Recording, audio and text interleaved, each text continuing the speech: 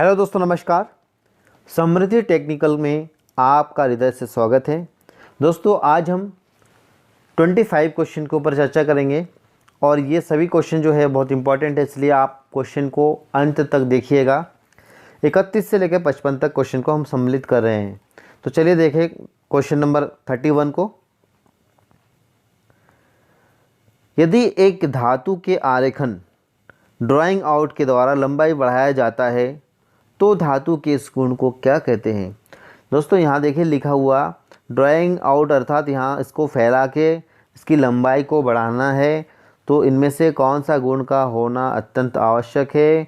तो देखिए टेनेसिटी, तो दोस्तों ये जो है इससे तार बना सकते हैं। डक्टिलिटी इसको फैलाकर आकार दे सकते हैं, लंबाई बढ़ा सकते हैं। तो ये ऑप्शन नंबर बी इसका बिल्कुल सही आंसर होगा। प्लास्टिसिटी, तो ये किसी भी आकार को बदलना होता है तब इस गुण का होना अत्यंत आवश्यक होता है। और इलास्टिसिटी मतलब होता है रबड़ जैसे गुण, अर्थात इसे खींचे तो लंबा हो जाए, फिर छोड़ दे तो अपने पुनरावृत्ति अवस्था में आ जाए। तो ऑप्शन नंबर 20 का बिल्कुल सही आंसर है। तो चलिए अब हम क्वेश्चन नंबर 32 को देखते हैं। क्वेश्चन नंबर 32 को देखिए।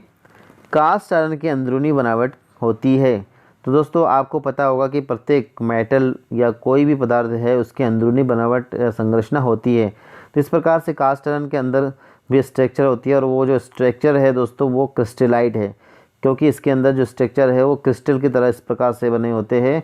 और ये जो स्ट्रक्चर है आप यदि किसी स्वीट के शॉप से या मिठाई की दुकान से आपने बूंदी के लड्डू खरीदे हो तो दोस्तों वहाँ पर आपको इस प्रकार के डिगले डिगले वाला स्ट्रक्चर देखने को मिलता है, जिसे क्रिस्टलाइट के नाम से जाना जाता है। तो ऑप्शन नंबर ए इसका बिल्कुल सही आंसर होगा। ठीक है दोस्तों, बाकी ग्रेनुलर जो है वो एमएस में माइल्ड स्टील में होता है, फाइबर रॉट आयरन में होता है। तो इस प्रकार से आप समझ गए कि इसका ऑप्शन नंबर ए बिल्कुल सही आंसर है। अब हम क्वेश्चन नंबर 33 को देखते हैं। हैवी ड्यूटी पत्तीदार और कुंडलीदार स्प्रिंग में कार्बन की प्रतिशत मात्रा है। दोस्तों, ये जो स्प्रिंग है, लिप स्प्रिंग और बड़े बड़े आकार के जो स्प्रिंग होते हैं वो स्प्रिंग कौन सा मेटल का बना होता है। तो आप यही बोलेंगे कि उसमें मैग्नीज होता है, सिलिकॉन होता है और वैनेडियम होता है। इस प्रकार से स्प्रिंग बहुत सारे अलग को मिलकर बनाते हैं। तो दोस्तों, जब इस सभी धातु को मिलाते हैं उसमें कार्बन का होना भी अत्यंत आवश्यक होता है और इसमें कार्बन की प्रतिशत मात्रा 1% तक की होती है। ठीक है दोस्तों, तो आप देखेंगे तो इसका सही आंसर जो होगा वो ऑप्शन नंबर बी है। ठीक है, और इसका जो बेस मेटल होता है दोस्तों वो मीडियम कार्बन स्टील होता है। क्वेश्चन नंबर 34 को देखिए। चेन हुक, रिविट, पाइप और चादरें खालिस्तान लोहा से बनाई जाती है। ठीक है दोस्तों, तो आपको ये बताना है कि चेन हो, हुक हो, रिविट हो, पाइप हो या चादरें हो, इसको कौन से मेटल से बनाया तो बेस्ट होगा। तो दोस्तों, white cast iron, pig iron, wrought iron और ए और बी दोनों। तो दोस्तों ये दोनों उतना अच्छे नहीं होते जितना रॉट आयरन। और रॉट आयरन का आप हुक बना सकते हैं। आप क्रेन के हुक देखेंगे, पाइप देखेंगे, रिविट देखेंगे, चेन देखेंगे तो सब रॉट आयरन का बना होता है, क्योंकि रॉट आयरन जो है वो लोहे के शुद्ध रूप है। इसमें कार्बन बहुत कम होते हैं और अशुद्धियाँ भी बहुत कम होती है। 99.98% तक ये शुद्ध लोहा है, इसलिए इसमें जंग नहीं लगता है। इसलिए आपको रॉट आयरन का ध्यान रखना है कि रॉट आयरन से इन सभी चीज़ों को बनाया जाता है। ठीक है दोस्तों, तो ऑप्शन नंबर सी इसका सही आंसर है। चलिए अब हम 35 नंबर क्वेश्चन देखते हैं। Question number 35। मैग्नेटाइट और को कौन से दूसरे नाम से जाना जाता है। कौन से? मैग्नेटाइट के बारे में मैंने बहुत विस्तार से बताया था कि ये ब्लैक स्टोन, लोड स्टोन, ये सारे चीज़ जो है ये इसका अलग अलग नाम है। तो जैसे कि मैंने आपको बता दिया कि लोड स्टोन इसका एक और नाम है। तो आपको क्लियर समझ में आया होगा कि लोड स्टोन जो है इसका सही आंसर है। भारत में तमिलनाडु एकमात्र राज्य है जहां मैग्नेटाइट पाया जाता है और बाकी कनाडा में या अमेरिका में पाया जाता है। तो इसका सही आंसर जो होगा दोस्तों वो ऑप्शन नंबर ए होगा, 35 का। ठीक है, तो चलिए दोस्तों अब हम देखते हैं क्वेश्चन नंबर 36 को। रॉट आयरन का प्रयोग समुद्र इंजीनियरिंग निर्माण कार्य के लिए किया जाता है। तो दोस्तों जैसे कि मैंने बताया कि रॉट आयरन लोहा का शुद्ध रूप होता है, इसीलिए इसको समुद्र इंजीनियरिंग कार्य में भी इसका प्रयोग कर सकते हैं। जैसे कि आपको पता होगा कि सल्फ़र की मात्रा बहुत कम होने के कारण इसमें जंग नहीं लगती है। यदि सल्फ़र की मात्रा अधिक हो तो उसमें जंग भी उतनी तेज़ी से लगती है, जैसे माइल्ड स्टील हो गया या पिग आयरन हो गया। इन सब चीज़ों में बहुत ज़्यादा जंग लगती है। क्यों? क्योंकि दोस्तों इसमें सल्फ़र की मात्रा अधिक मात्रा में पाई जाती है। तो दोस्तों यहाँ पे सही आंसर जो होगा इसका वो होगा कैरोजन रेजिस्टेंस। क्वेश्चन क्या था? रॉड आयरन का प्रयोग समुद्री इंजीनियरिंग निर्माण कार्य के लिए, जैसे पुल बनाना हो या समुद्र के आसपास कोई भी स्ट्रक्चर बनाना हो, तो दोस्तों यहाँ पर आपको रॉड आयरन का प्रयोग करना चाहिए। ठीक है। क्वेश्चन नंबर 37 को देखिए। रॉड आयरन का प्रयोग चेन लिंक, जो साइकिल के चेन वगैरह हो या कोई बड़े और उससे बड़े चेन हो उसके लिंक बनाने के लिए किया जाता है। क्योंकि इसमें कौन सा गुण होता है ये आपको बताना है कि चेन बनाने के लिए ऐसा गुण चाहिए जो कि, देखिए चेन का लिंक बनाया मैंने इस प्रकार से। तो मैं आपको बता दूं कि टफनेस और शॉक रेजिस्टेंस, ये टफनेस का गुण भी होना चाहिए और झटके से टूटना भी नहीं चाहिए, ऐसा गुण चेन के लिंक में होना चाहिए। और रॉड आयरन में ये गुण पाया जाता है, टफनेस और शॉक रेजिस्टेंस के गुण। ठीक है। तो इसका सही आंसर जो होगा दोस्तों वो होगा ऑप्शन नंबर ए। बाकी देखिए इलास्टिसिटी, मेलेबिलिटी, टेनेसिटी और वार रेजिस्टेंस, ये सब अलग अलग गुण है जो कि रॉड आयरन में मोस्टली नहीं पाया जाता। मुख्य रूप से टफनेस और शॉक रेजिस्टेंस में पाया जाता है। तो ऑप्शन नंबर ए इसका बिल्कुल सही आंसर है। क्वेश्चन नंबर 38 को देखिए। माइल्ड स्टील के सतह को हार्ड करने के लिए उस पर किया जाता है। तो दोस्तों यहाँ आपको बताना है कि माइल्ड स्टील, आपको पता है कि माइल्ड स्टील में कार्बन की मात्रा कितनी होती है दोस्तों?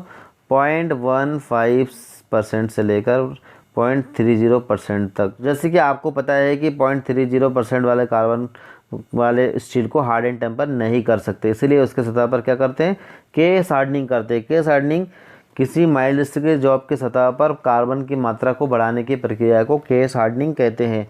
जैसे कि आप ऑप्शन में देख पा रहे हैं, इसे केस हार्ड कहते हैं। ठीक है दोस्तों। तो ऑप्शन नंबर डी इसका बिल्कुल सही आंसर है। अब हम क्वेश्चन नंबर 39 को देखते हैं। देखिए हाई कार्बन स्टील में कार्बन की प्रतिशत होती है, किसमें? हाई कार्बन स्टील में। तो मैं आपको यहाँ बता दूँ कि 0.30, जैसे कि मैंने आपको बताया, तो वो तो माइल्ड स्टील हो गया। ठीक है। 0.30% तक के, 0.30 से लेकर 0.70% तक जो होता है वो मीडियम कार्बन होता है, और उसके बाद जो है 70 से लेकर 1.5% तक के ये हाई कार्बन में आता है। तो आपसे पूछा क्या है?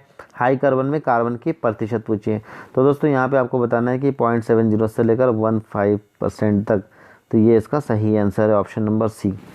तो चलिए अब हम 40 नंबर क्वेश्चन को देखते हैं। क्वेश्चन नंबर 40 को देखिए।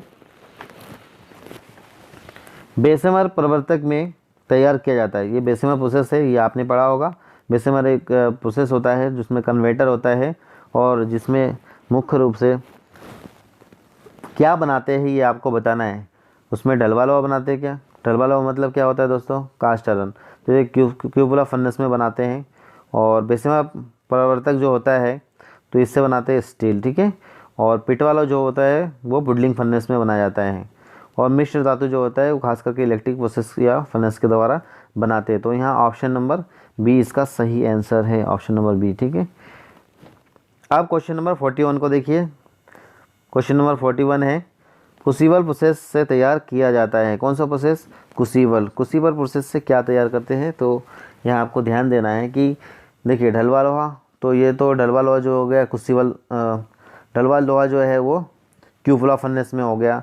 शेयर स्टील जो है वो बलिस्टर स्टील से बनाते हैं। तो बलिस्टर स्टील कैसे बनता है? तो ये क्या करते हैं कि सबसे पहले हम सीमेंटेशन प्रोसेस जो आता है उसके एक प्रोसेस है जिससे शेयर स्टील बलिस्टर स्टील बनाते हैं, और बलिस्टर स्टील के बाद उसे एक बार पुनः गर्म करके ड्राइंग डाउन कर देते हैं तो शेयर स्टील बन जाता है। और ये पुडलिंग फर्नेस में रॉड आयरन बनता है। बचता क्या है? Cast steel. तो कास्ट स्टील जो होता है दोस्तों वो क्रूसिबल प्रोसेस के द्वारा तैयार किया जाता है। ठीक है दोस्तों। तो ऑप्शन नंबर डी इसका सही आंसर है। अब हम क्वेश्चन नंबर 42 को देखेंगे। क्वेश्चन नंबर 42 को देखिए। High speed steel, high speed steel, ठीक है दोस्तों, के मिश्रण में टंगस्टन, क्रोमियम, वेनेडियम और कार्बन के मिश्रण होता है। तो ये जो चार चीज़ आप देख रहे हैं, चार धातु और पदार्थ जो देख रहे हैं, इसमें ये जो मिश्रण है इसमें वेनेडियम का परसेंटेज बताना है। तो इसका जो मिश्रण है दोस्तों ये 18% होता है टंगस्टन, 4% क्रोमियम, 1% वेनेडियम और 0.7% जो होता है वो कार्बन होता है। तो यहाँ पे आपसे पूछा क्या है बेरिडियम के बारे में। बेरिडियम कितना परसेंट होता है? 1%। ऑप्शन नंबर कौन सा है? C number. तो दोस्तों ये आपका सही आंसर हो गया। अब हम देखेंगे 43 नंबर क्वेश्चन को। देखिए, स्टील में 28 से 35% कोबाल्ट, ये कोबाल्ट आप जानते होंगे कि एक मैग्नेटिक धातु है, और इसको जब मिला देते हैं तो अन्य धातु जो होता है आयरन या स्टील वो भी मैग्नेटिक बन जाता है। तो कोबाल्ट मिलाने पर स्टील बन जाता है। दोस्तों ये क्या बन जाती है ये आपको बताना है। तो 35% मिलाते तो स्थायी या परमानेंट मैग्नेट बन जाता है। ठीक है, तो ऑप्शन नंबर सी इसका सही आंसर है, 43 का सी। यदि 28 से 35% तक के आप इसमें कोबाल्ट मिला देंगे स्टील में तो वो स्थायी चुंबक बन जाएगा। ओके, अब आप 44 नंबर क्वेश्चन को देखिए। स्टेनलेस स्टील के लिए निम्नलिखित में से कौन सा सही मिश्रण है? किसके लिए? स्टेनलेस स्टील के लिए। स्टेनलेस स्टील क्या है? तो ये घरेलू बर्तन का एक बहुत बड़ा स्रोत है। स्टेनलेस स्टील जो भी बर्तन है लगभग 90%, 90 प्लस आप बोल सकते हो कि एसएस का बना होता है। तो आपको इसमें बताना है कि इसका जो मिश्रण होता है उसमें कौन कौन सा धातु का मिश्रण है। 20% निकल, 14% क्रोमियम या 1.5% कार्बन, या ऑप्शन नंबर देखिए बी 18, 4, 1 और 1.5% कार्बन। तो दोस्तों ऑप्शन नंबर सी को ध्यान से देखिए, 18% क्रोमियम, 8% निकल और 1.5% कार्बन, और ये बिल्कुल सही आंसर है। ठीक है, 18-8 का रेशो बोला जाता है इसमें, और बाकी क्या रहता है? तो बाकी आयरन रहता है। और यही तो दोस्तों घरेलू बर्तन है। ठीक है, घरेलू बर्तन का मेटल यही है। तो चलिए हम अगला क्वेश्चन देख लेते हैं। अब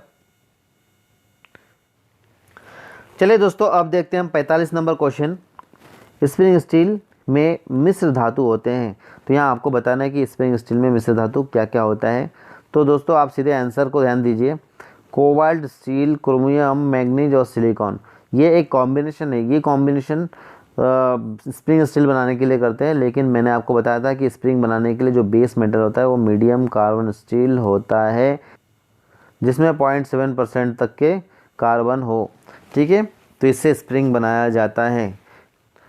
चलिए ये आप समझ गए होंगे। अब हम नेक्स्ट क्वेश्चन को देखते हैं। क्वेश्चन नंबर 46 को देखिए दोस्तों। स्टील में 36% निकल मिलाने पर उस धातु से सूक्ष्ममापी यंत्र बनाने के लिए प्रयोग किया जाता है। किस नाम से जाना जाता है? किसे? दोस्तों आपको बताना है कि यदि स्टील में 36% निकल मिला दिया जाए तो उसे किस नाम से जाना जाएगा? क्या स्टेनलेस स्टील बोलेंगे, या क्रोमियम स्टील बोलेंगे, या इनवर स्टील बोलेंगे, या कास्ट स्टील? तो दोस्तों यहाँ आपको मैं बता दूं कि इनवर स्टील बोलेंगे। यदि निकल 36% मिला दे, जैसे कि आपने सुने होंगे कि माइक्रोमीटर बना होता है, और आपने बार बार यही पढ़े होंगे इनवर स्टील, लेकिन आपको पता होना चाहिए कि 36% निकल होता है उसमें। ठीक है, चलिए अब हम क्वेश्चन नंबर 47 को देखते हैं। क्वेश्चन नंबर 47 है, यदि स्टील में वेनेडियम मिलाया जाए तो उसमें किस गुण की वृद्धि होता है? दोस्तों ये सारे क्वेश्चन बहुत इंपॉर्टेंट है, आप ध्यान से पढ़िएगा, 1-2 बार रिपीट करिएगा, लगे तो आप नोट भी कर लीजिएगा। वेनेडियम मिलाने से कौन सा गुण बढ़ता है? जैसे कि आपने सुना होगा कि ज़्यादातर जो स्पैनर होते हैं वो वेनेडियम स्टील का बना होता है। आपने बहुत ज़्यादा पढ़े होंगे कि वेनेडियम स्टील के बने होते हैं, पर कभी आपने सोचा है कि वेनेडियम को क्यों मिलाते हैं? तो चलिए मैं आपको बताता हूँ कि वेनेडियम का प्रयोग क्यों करते हैं। दोस्तों वेनेडियम का जो गुण होता है वो है टफनेस का गुण, और इसको मिलाने से क्या होता है कि स्पैनर में झटका सहन करने की क्षमता बढ़ जाती है, वो टूटते कम है, उसमें स्प्रिंग एक्शन आ जाती है, इसीलिए वेनेडियम का प्रयोग करते हैं। आपने देखा होगा स्पैनर एक बहुत इम्पॉर्टेंट टूल्स है, और उसमें वेनेडियम का होना अत्यंत आवश्यक है क्योंकि उसमें टफनेस का गुण बढ़ जाता है। ठीक है, बाकी देखिए ब्रिटल, हार्डनेस, स्ट्रेंथ और हार्डनेस तो नहीं होगा, हार्डनेस मजबूती होगी उसमें, लेकिन उसमें टफनेस का गुण होना बहुत ही ज़रूरी है। तो ये है ऑप्शन नंबर 20 का सही आंसर। तो चलिए अब हम 48 नंबर क्वेश्चन को देख लेते हैं। जैसे कि आपने सुने होंगे कि स्टेलाइट एक मेटल है, उसमें आपको बताना है कि स्टेलाइट की मिश्रण धातु है, इसमें क्या क्या मिलाते हैं तो स्टेलाइट बन जाता ही आपको बताना है दोस्तों। तो देखिए दोस्तों, कोबाल्ट, क्रोमियम और टंगस्टन, ये तीनों को जब मिलाते हैं तो बनता है स्टेलाइट, और ये एक बहुत ही ज़बरदस्त और हार्ड मेटल बन जाता है। ठीक है, उसमें कोबाल्ट की मात्रा थोड़ा अधिक होता है, ये स्टेलाइट इसी को बोला जाता है। ठीक है, ध्यान रखिएगा दोस्तों, ऑप्शन नंबर डी इसका सही आंसर है। क्वेश्चन नंबर 49 को देखिए, अच्छी गुणवत्ता की मिश्र धातु प्राप्त किया जा सकता है। दोस्तों, आमतौर पर सभी फर्नेस में एलॉय धातु को नहीं बनाया जा सकता, क्योंकि फर्नेस का टेम्परेचर अधिक चाहिए। एलॉय का टेम्परेचर अधिक होना अत्यंत आवश्यक है, क्योंकि वो खुद ही बहुत ज़्यादा टेम्परेचर में पिघलती है। जैसे कि टंगस्टन मान लीजिए 3380 से 90 डिग्री पर पिघलती है, और इसी प्रकार से मोलिब्डेनम 2610 डिग्री में पिघलती है। फर्नेस का टेम्परेचर पिघलने वाले मेटल से अधिक होनी चाहिए, इसलिए इसमें इलेक्ट्रिक प्रोसेस या इलेक्ट्रिक फर्नेस का बहुत ही महत्व है, और एलॉय स्टील बनाने के लिए इलेक्ट्रिक प्रोसेस या इलेक्ट्रिक फर्नेस का प्रयोग किया जाता है। तो दोस्तों, यहाँ पर आप देखेंगे option number A open heart furnace. तो ओपन हार्ट फर्नेस में बेसिमा प्रोसेस से ये माइल्ड स्टील वगैरह बनाया जाता है, और एलडी प्रोसेस से भी अच्छी क्वालिटी के स्टील बनाते हैं, लेकिन इलेक्ट्रिक प्रोसेस से क्या बनाते हैं दोस्तों, एलॉय स्टील बनाते हैं। तो आप ध्यान रखिएगा कि इलेक्ट्रिक प्रोसेस से एलॉय स्टील को बनाया जाता है। चलिए, ऑप्शन नंबर सी इसका सही आंसर हो गया। अब हम अगला क्वेश्चन को देखते हैं, क्वेश्चन नंबर 50। यूक्लियोटाइड स्टील स्ट्रक्चर को क्या कहते हैं? दोस्तों, स्ट्रक्चर जो होते हैं आपने सुने होंगे कि इक्टोटाइट, हाइपोइक्टोटाइट, हाइपर इक्टोटाइट, इस प्रकार से अलग अलग स्ट्रक्चर वाले स्टील होता है, और इस प्रकार से कार्बन की मात्रा के अनुसार इसको बांटा गया है। तो यहाँ आपको बताना है कि यूक्लियोटाइड स्टील जो है, इनमें नीचे दिए गए जो फेराइट, पियरलाइट, सीमेंटाइट, मार्टनसाइट जो स्ट्रक्चर है, इनमें से कौन सा है यूक्लियोटाइड स्टील स्ट्रक्चर? ठीक है, क्या फेराइट है, पियरलाइट है, फेराइट है, सीमेंटाइट है या मार्टनसाइट है? तो दोस्तों, यहाँ पे यूक्लियोटाइड जो है वो पियरलाइट स्ट्रक्चर वाले स्टील है। ठीक है, क्वेश्चन नंबर 51 को देखिए, कास्टिंग के उत्पादन जिसमें ब्लो होल्स बिल्कुल ना हो, उसमें कौन से तत्व को मिलाया जाता है या धातु को मिलाते हैं? तो देखिए दोस्तों, जहाँ भी एयर बबल्स या ब्लो होल्स रहने की संभावना हो, जैसे कास्ट आयरन हो या स्प्रिंग हो या मशीन के पार्ट हो, उन स्थानों पर आपको मिलाना है सिलिकॉन।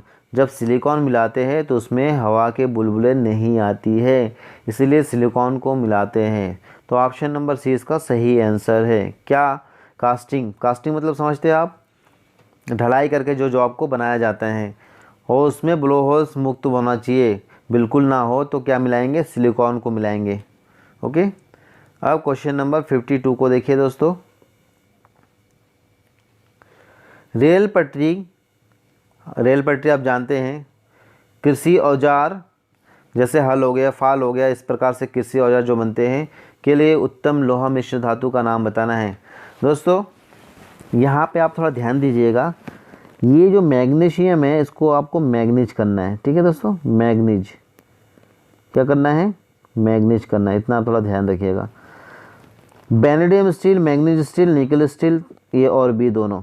तो दोस्तों, कृषि औजार जो होते हैं और रेल के पटरी जो होते हैं वो मैग्नीज स्टील से बनाते हैं, क्योंकि मैग्नीज जो है उसमें बहुत ज़बरदस्त वियर रेजिस्टेंस होता है, अर्थात वो घिसते नहीं है। आपने देखोगे कि एक पटरी के ऊपर से हज़ारों बार या लाखों बार ट्रेन निकल जाती है, उसके बाद भी वो बहुत कम घिसते हैं।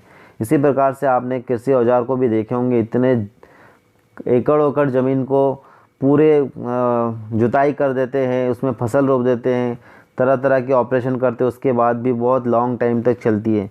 इसलिए मैग्नीज का जो गुण है वो इन सभी काम के लिए अति उत्तम होता है, इसीलिए मैग्नीज स्टील इसका सही आंसर है। ठीक है, ऑप्शन नंबर बी इसका सही आंसर है। क्वेश्चन नंबर 53 को देखिए, निम्न अलौह धातु में से जो धातु चुंबकीय है, आपको बताना है कि ये जो धातु आप देख रहे हैं इनमें से कौन सा धातु जो है अलौह भी है और उसमें चुंबकीयता का गुण भी है। तो देखिए, तांबा, एल्यूमिनियम, टाइटेनियम और निकल।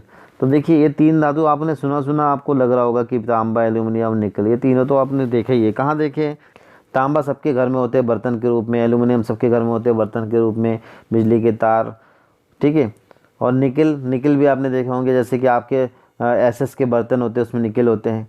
टाइटेनियम आपने नहीं सुने होंगे दोस्तों। तो ये जो टाइटेनियम है ये एक अलोह धातु है, लेकिन इसमें चुंबकीयता की गुण पाया जाता है, ठीक है दोस्तों। अब आप क्वेश्चन नंबर 54 को देखिए। क्वेश्चन नंबर 54 देखिए, विरूपण के बाद जब भार हटा लिया जाता है, विरूपण मतलब होता है जब किसी बाहरी बल लगाने से उसका रूप बदल जाए तो उसको विरूपण बोलते हैं, ठीक है, रूप का चेंज हो जाना। फिर भार हटाते हैं तो वहाँ मूल आकार में लौटने की शक्ति को क्या कहलाती है। जैसे कि आपको पता होगा कि जो भी चीज़ें एक बार बल लगाने से वो अपना अवस्था बदल लेती है और दोबारा से उसको बल को हटा लेने से वहाँ पुनरावृत्ति या अपना जो नेचुरल अवस्था है उसमें आ जाती है। उसको क्या कहते हैं, प्लास्टिसिटी या चिमड़ापन या दृढ़ता या प्रस्तता। तो दोस्तों ये एलास्टिसिटी है, प्रत्यस्तता, ठीक है। तो ऑप्शन नंबर डी इसका सही आंसर है। तो 54 का कौन सा ऑप्शन होगा, ऑप्शन नंबर डी होगा। क्वेश्चन नंबर 55 को देखिए, इंपॉर्टेंट क्वेश्चन है। क्रैंक शाफ्ट निम्न से निर्मित की जाती है। आपको बताना है कि क्रैंक शाफ्ट जो है, क्रैंक शाफ्ट जानते हैं, इस प्रकार से जो शाफ्ट होते हैं, ये पावर ट्रांसमिशन में आप देख सकते हैं। हमने बहुत ज़बरदस्त वीडियो बना के चैनल पेज में डाला है, जिसके लिंक नीचे डिस्क्रिप्शन बॉक्स में दिया गया है। आप देखिए शाफ्ट के प्रकार में। तो क्रैंक शाफ्ट किससे बनाते हैं आपको बताना है। ये औजार इस्पात मतलब होता है टूल स्टील, फोर्ज स्टील, ढलवा लोहा या उच्च कार्बन इस्पात। तो दोस्तों इसमें जो सही आंसर है वो है हाई कार्बन स्टील। जो क्रैंक शाफ्ट है वो हाई कार्बन स्टील या EN24 मटेरियल से बनाते हैं। ये एलॉय स्टील होता है दोस्तों। तो मैक्सिमम क्रैंक शाफ्ट जो है वो उच्च कार्बन इस्पात से बनाते हैं। ये हमारा 55 नंबर क्वेश्चन था। और इसके बाद हम एक और पार्ट आपके लिए लाएंगे, क्योंकि बहुत सारे क्वेश्चन हो जाते हैं तो फिर थोड़ा सा मुश्किल होता है दोस्तों वीडियो को देखने में भी, और बहुत सारे तरह की समस्या आती है। तो दोस्तों ये था हमारा 25 क्वेश्चन। आशा करता हूँ कि आपको बहुत पसंद आया होगा। यदि पसंद आया तो लाइक, शेयर और सब्सक्राइब जरूर करिएगा। Thank you. आप देखते रहिए हमारे चैनल समृद्धि टेक्निकल।